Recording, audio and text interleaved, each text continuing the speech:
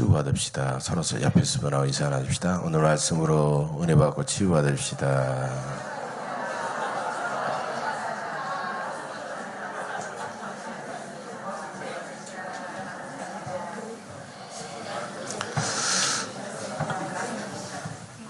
예, 기도에 관한 이런 유머가 있습니다. 유머니까 심각하게 듣지 말고 조금 가볍게 들으시기 바랍니다.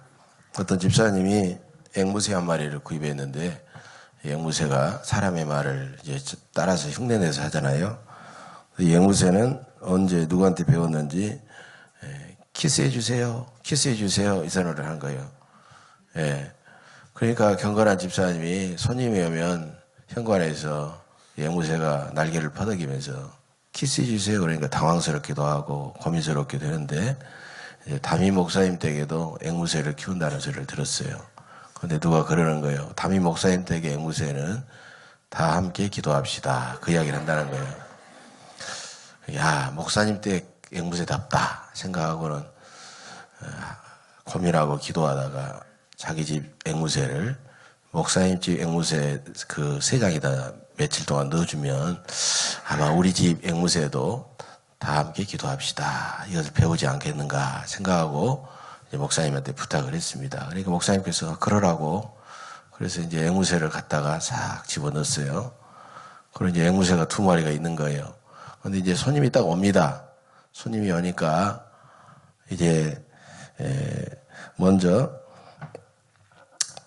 그 목사님 댁 앵무새가 다 함께 기도합시다 그러는 거예요. 그러니까 이 집사님 댁 앵무새가 개버릇 난 못 준다고 키스해 주세요 그러는 거예요. 키스해 주세요 그러니까 아니 목사님 댁 앵무새가 갑자기 날개를 퍼뜩거리면서 그러면서 뭐라고 하냐면 주여 내 기도에 응답해 주셔서 감사합니다.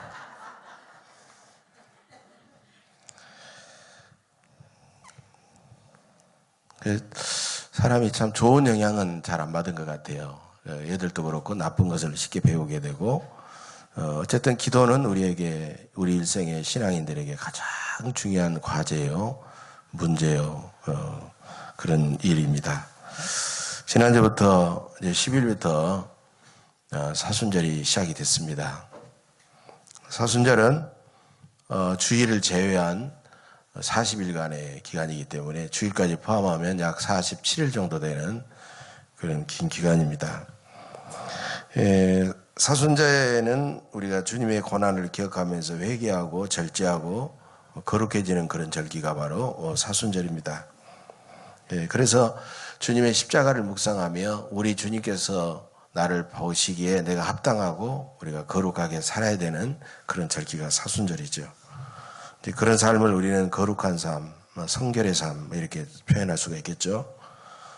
부모들은 자녀들을 기르면서 관심이 조금씩 좀 달라지죠. 근데 어릴 때는 좌우지간 좀 못생겨도 좀 공부를 못해도 상관없어요.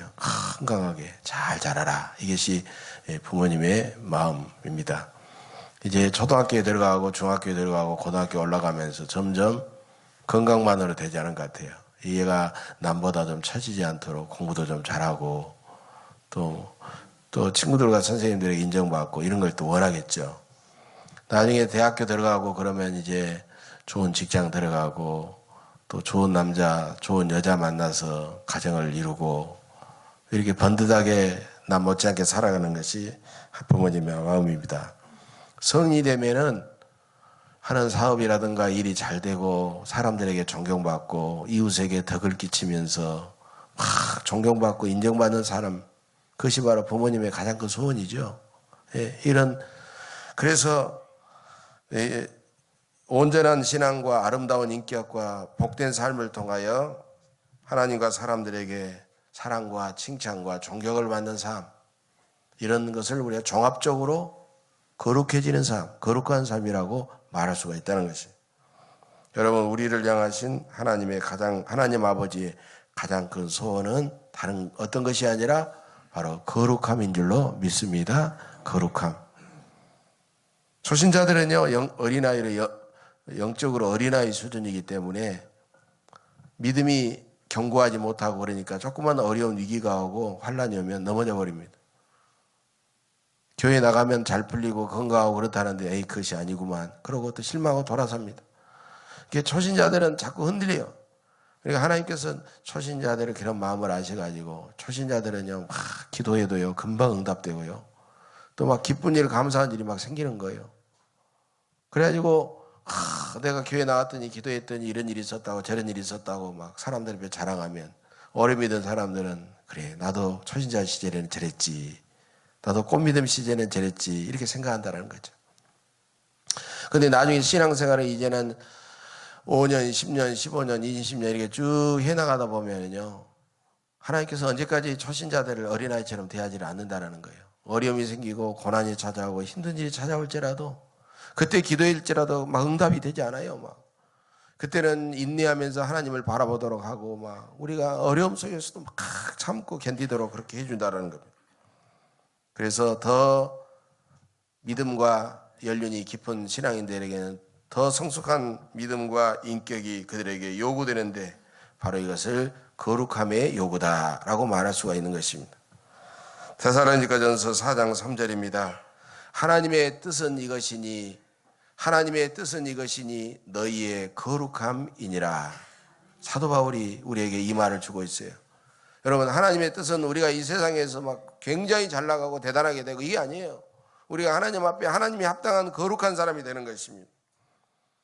하나님은 우리를 거룩하고 흠이 없게 하시려고 만세전에 우리를 예정하시고 선택하셨어요. 이것이 에베소서 1장에 보면 나오고 있습니다. 예수님도 우리를 거룩하고 흠이 없게 하시려고 사람으로 이 땅에 오셔서 십자가에서 죽으셨어요.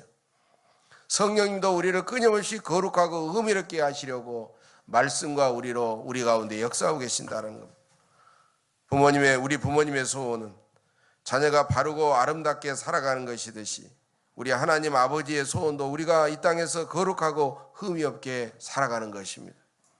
우리가 거룩하고 거룩해지려면 어떻게 해야 될까요? 세 가지를 통해서 은혜를 나누고자 합니다. 첫째로 거룩하기 위해서는 치열한 영적 싸움이 우리에게 요구된다는 것입니다. 거룩하면 그냥 되는 게 아닙니다. 가만히 앉아 있어도 되는 게 아닙니다. 거룩해지기 위해서는 끊임없이 피와 땀과 눈물을 흘려야 합니다. 요즘 다이어트에 관심이 많은데요. 아이고 살 빼야지 하면서 가만히 앉아 있으면 다이어트 됩니까? 먹고 싶은 음식도 절제하고 유산소 운동도 하고 근력 운동도 하면서 막 피와 땀과 눈물을 계속 쏟아야만이 그 몸이 날씬하게 되는 것입니다. 화단의 잡초는 그저 가만히 있으면 저절로 우거져 버리지만 화단의 꽃은 아름답게 잘 가꾸지 않으면 화단은 아름답게 가꾸어지지 않는 것이죠. 그래서 유대인의 이런 속담도 있습니다. 가시나무는 그냥 나고 과일나무는 심고 가꾸어야 난다라는 말이 있어요. 여러분 죄라고 하는 것은 노력해서 짓는 게 아니에요. 죄는 그냥 가만히 앉아있고 둥그레 이렇게 하다 보면 다윗이 밧세바를 범하듯이 그냥 왔다 갔다 가만히 있다 보면 나중에 욕심이 생기고 그러다 보면 죄를 짓는 거예요.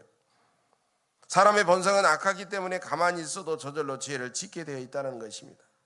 그러나 거룩해지려면 날마다 피나는 노력을 하지 않으면 안 된다는 것입니다. 여러분 주일에 결석하는 것 노력해서 결석합니까? 주일에 아이고 오늘 안 나가야 되겠다. 아이고 오늘 진짜 결혼식 있는데 거기 가봐야지. 생각 없이 가만히 앉아있으면 주일을 범하게 되는 것이지만 주일을 꼬박꼬박 지킨다고 하는 것은 많은 노력이 필요하다는 것입니다. 부부싸움 성질나고 내 뜻대로 안 되면 몇 마디 하다 보면 싸움이 커지고 쉽게 할 수가 있어요. 그러나 부부가 서로 사랑하며 행복하게 살려고 하면은 서로 참아주고 서로 들어주고 서로 노력하면서 많은 노력이 필요하다는 것입니다. 공부하지 않는 것 가만히 앉아있으면 공부 저절로 하지 않아요. 성적도 오르지 않아요. 공부도 하지 않고. 그러나 공부를 열심히 하고 잘 하려면 많은 노력이 거기에 들어가게 된다는 것입니다. 예수 믿고 구원받은 사람들이 가끔 오해하는 것이 있어요. 구원받으면 다 끝난다는 겁니다. 구원받으면 나는 더 이상 할 것이 없다는 겁니다. 하나님이 다 내 일을 알아서 해 주신다라는 그런 생각을 하게 된다는 거예요. 그러나 여러분, 구원이라고 하는 것은 신앙생활의 출발이지 끝이 아니에요. 구원은 신앙생활의 시작입니다. 그래서 사도 바울도 너희 구원을 이루라 그랬어요. 너희 구원을 이루라. 너희 구원은, 예수 믿는 것은 구원의 출발이기 때문에 열심히 노력하고 애씀으로써, 거룩해짐으로써 그 구원을 완성해가고 이루어가는 것이다라는 거예요. 하나님을 믿는 순간 모든 것이 다 된다, 저절로 된다라는 생각은 커다란 오해입니다. 마술사가 얍 하고 기압을 넣으면 보자기 속에서 비둘기가 나오듯이 하나님도 우리를 그렇게 한순간에 변화시켜버릴 수 있다라고 그렇게 우리는 저절로 생각합니다. 그러나 참된 사람은 한순간 마술처럼 변해버리는 것이 아니라 평생 기도하면서 죄와 싸우면서 비싼 대가를 지불하고 맺어가는 거룩함의 열매가 바로 참된 사람이라는 것입니다. 자녀가 수학 문제를 풀 때요, 과외 선생님, 학원 선생님은요, 원리에 따라서 하고 막 풉니다. 자, 알았죠? 하고 그냥 막 풀고 과외 시간 딱 끝나면 끝나버리는 거예요. 그러나 부모는 관심을 갖고 그 자녀가 그 문제를 잘 푸는지 한번 풀어봐라 하면서 막 관심을 갖고 애를 쓰고 자녀가 직접 실력을 가지고 풀기를 원하시는 겁니다. 하나님은 우리에게 정답만 주시길 원하지 않습니다. 하나님은 우리에게 내가 직접 수고하고 힘써 풀기를 원하신다는 겁니다. 힘들게 노력하고 애를 써서 진정으로 실력 있는 그런 자녀가 되기를 하나님은 원하신 겁니다. 사랑하는 부모는 항상 자녀 편이지만 자녀가 마땅히 해야 될 일까지 절대로 빼앗지 않으신다는 겁니다. 하나님은 우리들에게 참으로 수많은 것들을 은혜로 거저 우리에게 주셨습니다. 구원을 은혜로 선물로 주셨습니다. 육체와 생명과 부모님과 자녀와 나라와 민족과 재능과 물질과 은사와 직장과 일터와 그리고 햇볕과 단비와 땅과 대자연을 우리에게 다 선물로 주셨습니다. 생각해보면 우리가 하나님 앞에 받지 않는 것이 아무것도 없습니다. 알고 보면 다 하나님께로부터 우리에게 주셨습니다. 그러나 하나님께서 우리가 받지 않고 우리가 직접 몸으로 삶을 통해서 직접 하길 원하시는 것은 하나님 앞에 이루는 거룩한 삶의 실천인 줄로 믿습니다. 거룩한 삶은 누가 내 대신 해줄 수 있는 게 아니에요. 거룩한 삶은 하나님께서 우리에게 어느 날 갑자기 던져주시는 선물이 아니라는 것입니다. 마땅히 자기가 해야 될 일이기 때문에 자기가 직접 해야 되는 것입니다. 구원이 은혜의 선물이라면 거룩함은 피나는 영적인 싸움의 열매인 것을 믿으시기를 간절히 바랍니다. 오늘 본문에서 예수님은 십자가에 달리시던 날 제자들을 마가의 다락방으로 부르셔서 13장부터 16장까지 기나긴 설교를 하신 다음에 보통 설교 끝나면 사람들이 마무리 기도를 하듯이 17장에서 예수님은 대제사장의 기도를 드리셨습니다. 예수님은 무엇을 위해서 기도하셨을까요? 17절입니다. 그들을 진리로 거룩하게 하옵소서. 아버지의 말씀은 진리니이다. 제자들의 복음을 듣고 구원받을 수많은 사람들을 향하여 그들이라고 말씀하시면서 그들을 진리로 거룩하게 하옵소서. 아버지의 말씀은 진리니이다. 또 19절에 보면 또 그들을 위하여 내가 나를 거룩하게 하오니 이는 그들도 진리로 거룩함을 얻게 하려 함이니이다. 이렇게 말하고 있어요. 여러분, 예수님은 마지막 죽기 전에 제자들의 거룩함을 위해서 기도한 줄로 믿습니다. 여러분, 신앙생활의 출발은 믿음이지만 그 믿음은 반드시 거룩한 생활로 연결되고 이어지는 것입니다. 거룩함이 없는 믿음은 능력 없는 믿음입니다. 거룩함이 없는 믿음은 세상을 절대로 변화시키지 못합니다. 거룩함은 그런데 그냥 이루어지지 않습니다. 본문 15절에 보면 내가 비옵는 것은 그들을 세상에서 데려가시기를 위함이 아니요 다만 악에 빠지지 않게 보존하시기를 위함입니다. 여러분, 우리가 이 땅에서 거룩함을 완성하면 그 즉시 하나님은 우리의 영혼을 불러가실 겁니다. 그러나 우리가 아직 거룩해지지 않았기 때문에 이 세상 속에 살면서 죄악과 싸우면서 우리가 날마다 거룩해지기를 원하시는 겁니다. 거룩함은 이 세상 속에서 이루어지는 일입니다. 이 악한 세상 속에서 악과의 싸움을 통해서 이루어지는 열매라는 것입니다. 악을 그대로 두고선 거룩해질 수가 없는 것입니다. 악은 내 안에도 있고 악은 내 밖에도 있습니다. 구원은 하나님의 선물이기 때문에 노력이 필요 없지만, 거룩함은 세상 속에서 악과의 치열한 싸움이기 때문에 우리는 끊임없이 노력하며 애써야 되는 것입니다.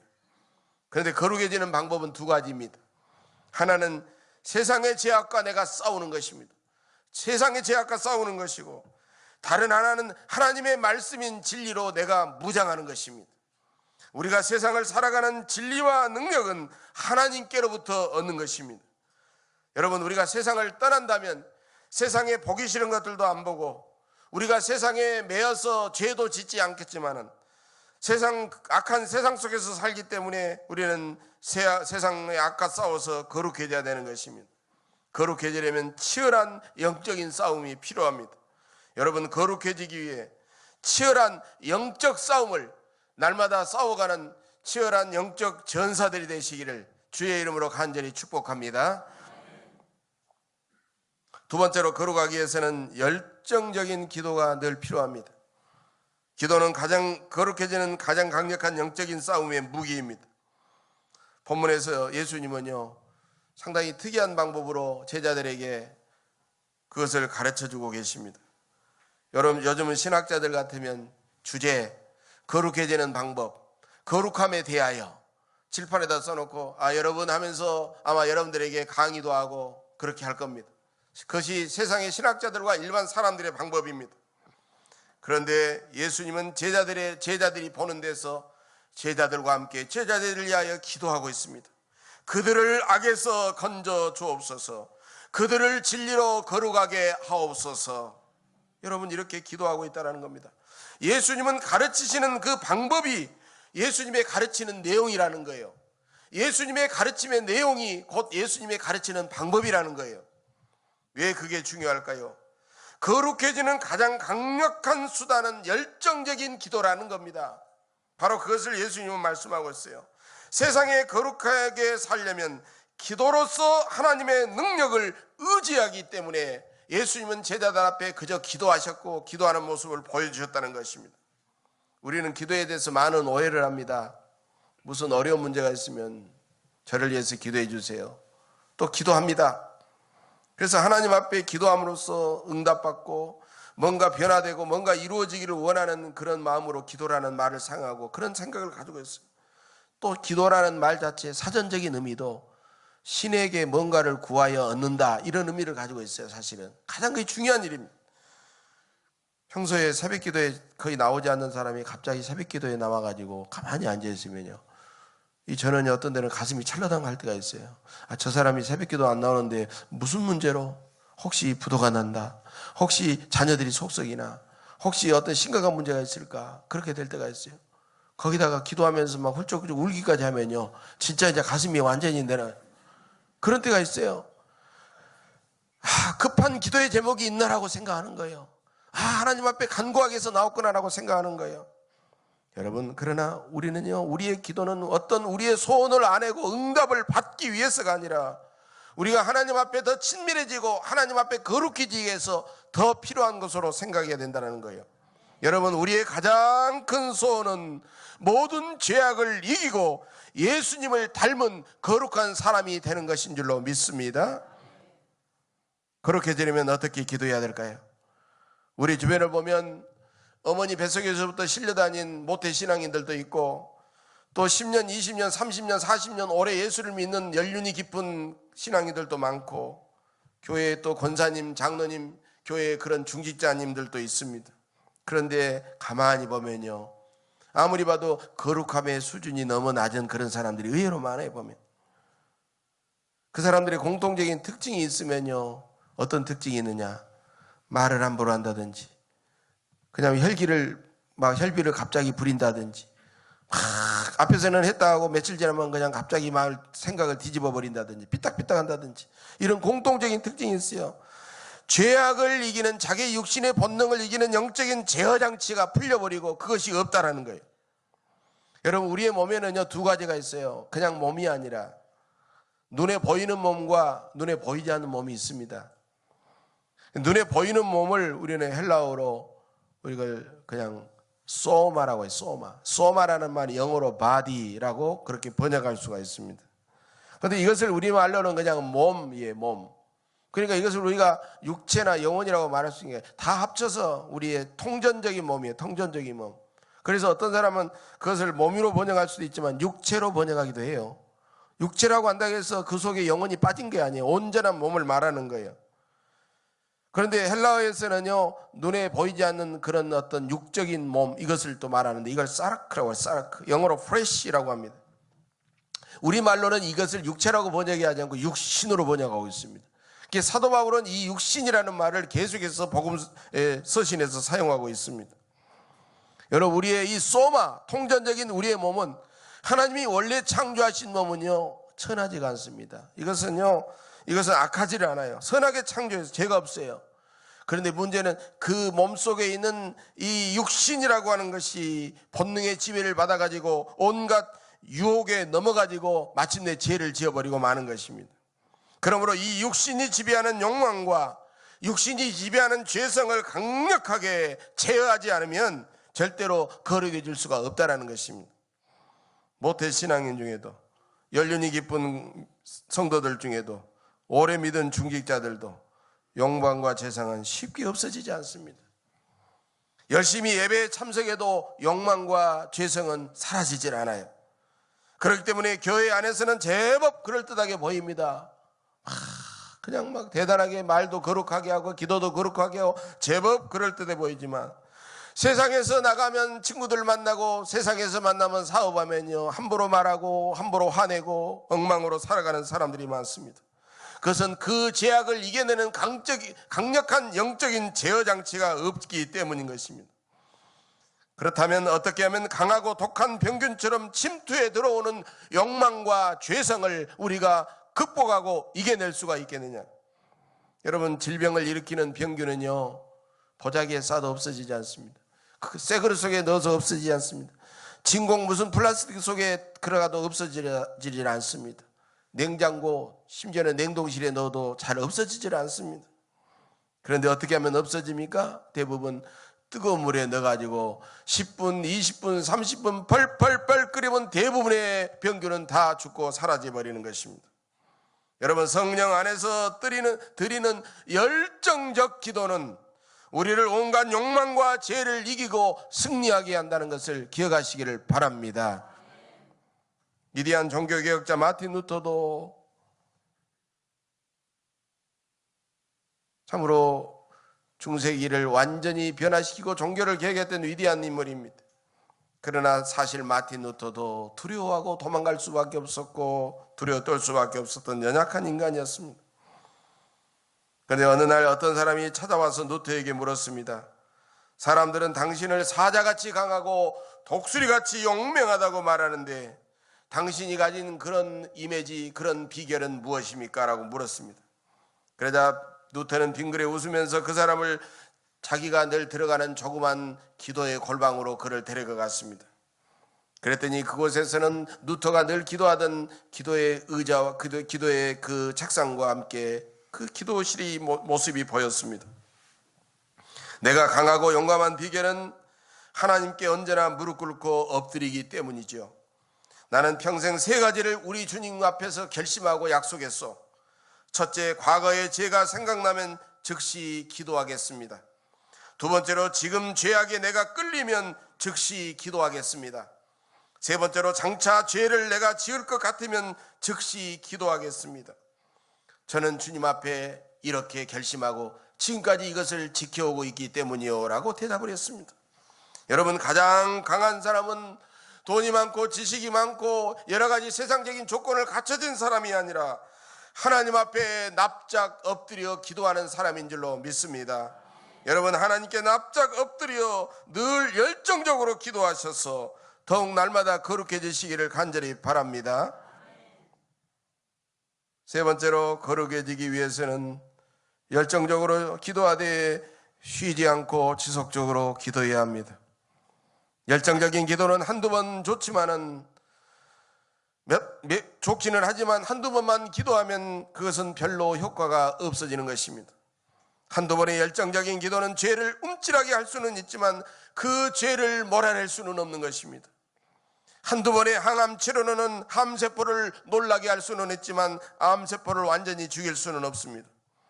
낙수물도 수십만, 수백만, 수천만 번 떨어지면 바위도 마침내 뚫을 수가 있는 것입니다. 참으로 소중한 것이기 때문에, 기도는 참으로 소중한 것이기 때문에 그것을 한두 번 하고 끝나는 것이 아니라 쉬지 않고 지속적으로 해야 되는 것입니다. 부모는 자녀를 사랑하기 때문에 잔소리처럼 반복하고 반복합니다. 한두 번 하다가 자녀가 듣지 않으면 안 들으면 그만이지 하고 끝내버리면 그것은 자식을 사랑하는 부모가 아닙니다. 기도가 참으로 소중하다면 쉬지 말고 기도해야 되는 것입니다. 여러분, 2000년 기독교의 위대한 역사는 쉬지 말고 기도하라는 말씀의 역사요, 그 말씀을 실천하는 위대한 역사였던 것입니다. 초기 기독교 시절부터 중세기 수도원을 중심으로 쉬지 말고 기도하기 위해서, 그래서 날마다 하나님 앞에 거룩하기 위해서 그들은 대략 하루 24시간을 3등분으로 사용했습니다. 하루 8시간은 그들은 열심히 노동하고 일했습니다. 하루 8시간은 먹고 자고 쉬었습니다. 그리고 나머지 8시간은 하나님 앞에 기도하며 말씀을 묵상하고 기도하며 그렇게 애를 썼습니다. 시편 119편 164절을 보면 주의 의로운 규례들로 말미암아 내가 하루 7번씩 주를 찬양하나이다라고 고백했습니다. 이 말씀대로 수도원의 수사들은 하루에 7번이나 하나님 앞에 나와 기도했다는 것입니다. 첫째 기도는 닭 울기 전에 기도하고, 두 번째로는 아침에 일어나서 기도하고, 세 번째로는 오전 9시에 기도하고, 네 번째로는 정오 12시에 기도하고, 다섯째는 오후 3시에 기도하고, 여섯째는 저녁을 먹고 기도하고, 마지막 일곱째는 잠자리에 들기 전에 하나님 앞에 7번 기도를 드렸다는 것입니다. 그들의 가장 큰 과제는, 사명은 기도하느냐 기도하지 않느냐가 아니었습니다. 기도하는 것은 당연한 것이었고, 어떻게 하면 내가 하나님 앞에 쉬지 않고 기도할 수 있느냐, 오직 그것이었습니다. 그래서 그들이 먹고 자고 쉬는 것도, 그들이 노동하는 것도 알고 보면 하나님과의 깊은 기도의 세계로 들어가게 한 그런 삶의 과정이었던 것입니다. 위대한 능력의 차이는 여러분, 인물이나 지식이나 경험이나 물질이나 직분이나 환경의 차이가 아니라 그가 언제 어디서 무엇을 하든지 어떤 사람이든지 열정적으로 하나님 앞에 쉬지 않고 지속해서 기도하느냐, 그 차이에 달려있다는 사실을 기억해야 될 줄로 믿습니다. 사랑하는 교회 여러분, 우리는 열정적이고 지속적인 기도로서 죄와 싸워 거룩해질 수가 있습니다. 지난주 수요일부터 사순절이 시작되었습니다. 봄이 시작되는 아름다운 사순절에는 거룩해지기 위해서 열정적인 그런 영적 싸움을 해야 됩니다. 쉬지 않고 더욱 열정적으로 기도하시기를 간절히 바랍니다. 주일은 물론 새벽 기도에, 공적인 예배, 저녁 기도에 참석해 주시고, 개인 기도에도 열심히 여러분께서 기도의 골방에서 하나님 앞에 기도하시고, 내일 밤부터 시작하는 작정 기도에 참석하셔서 여러분 기도해 주시기를 간절히 바랍니다. 하나님은 오늘도 기도의 용사를 부르십니다. 교회의 부흥은 열정적이고 지속적인 기도를 통하여 이루어집니다. 성전 건축을 위해 여러분 각자가 하나님 앞에 눈물로 열정적으로 쉬지 않고 지속적으로 기도하시기를 바랍니다. 육신의 질고로 고통받는 사랑하는 우리 환우들을 위하여 그 이름을 불러가며 눈물로 하나님 앞에 쉬지 말고 기도하시기를 간절히 바랍니다. 잃어버린 영혼과 전도의 대상자들을 위해서 열정적이고 지속적으로 계속 기도하시기를 간절히 바랍니다. 여러분의 가정이 변하고 여러분의 가정이 화목하도록 더욱 열정적으로 지속적으로 기도하시기를 바랍니다. 경기 침체 회복과 사회 불안 해소를 위해서, 또한 북한 핵과 미사일 발사 실험으로 위기를 만난 이 나라 이 민족을 위해서도 여러분, 하나님 이 나라 이 민족을 버리지 말라고 하나님 앞에 열정적으로 지속적으로 기도하시기를 간절히 바랍니다. 위대한 기도의 용사가 되어 하나님 앞에 위대한 영적인 승리자가 되시는 여러분들의 삶이 되시기를 주의 이름으로 간절히 축복합니다. 기도하겠습니다. 우리를 십자가로 구원